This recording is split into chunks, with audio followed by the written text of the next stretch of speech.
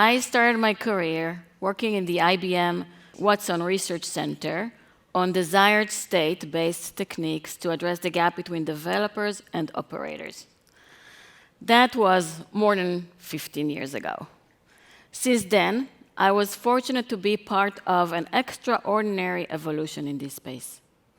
In 2009, DevOps was coined, and it advocated a cultural transformation, as well as some technological principles where everything is treated as code and is put together in a unified, continuous delivery process. But software was still complicated, and this is mainly due to the fact that it was written as a big monolith.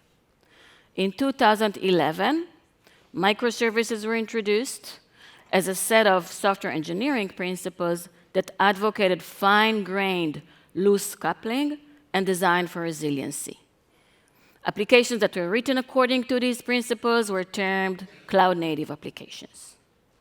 Now, in the last several years, we have made tremendous progress coming together as a community to build a common cloud platform to run cloud-native applications. But first, why do we need a platform? Well, that's because we want the developer to focus on what she knows best, which is coding. We want the platform to take care of the rest, which is the container lifecycle, the orchestration, the networking, routing, telemetry collection, visibility, building and serving applications, and all the rest. The emerging cloud platform is really addressing all these issues. So at the bottom, of course, you have Kubernetes, which addresses the container lifecycle, the orchestration, and the low-level networking. The next layer up is the Istio service mesh, and this addresses the routing, the security, the visibility, the communication, and so on. And then the next layer up is a new project, which is called Knative, and is addressing unifying the way we're building and serving our applications. So this is great news for us, because it allows us to write our code and run it the same way, no matter where it runs. And this is especially important because we live in a multi-cluster, multi-cloud reality. The majority of enterprises have a hybrid cloud strategy, and many of the applications are written to run on-prem and off-prem, and potentially even on multiple public cloud environments.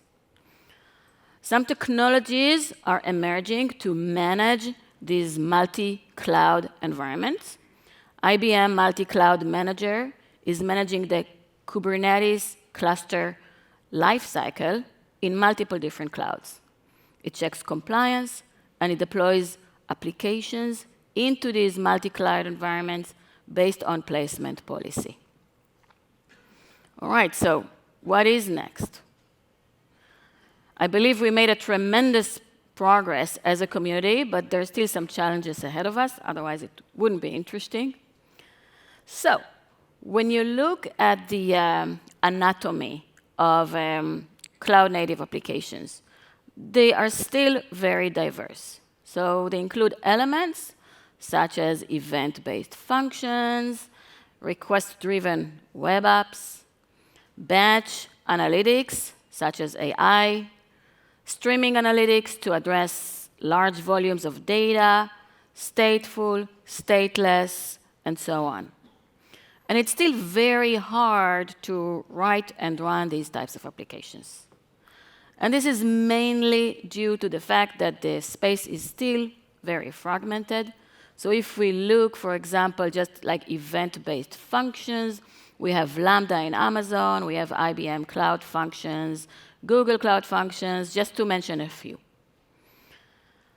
I believe what we need to do is to continue to work together as a community on the next level of abstraction, which is a serverless model for running a diverse cloud-native applications.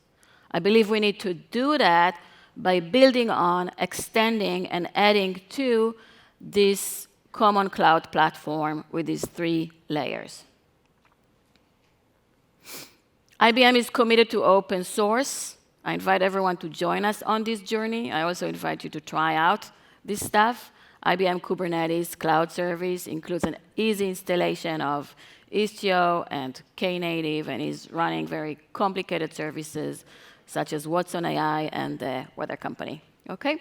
Thank you.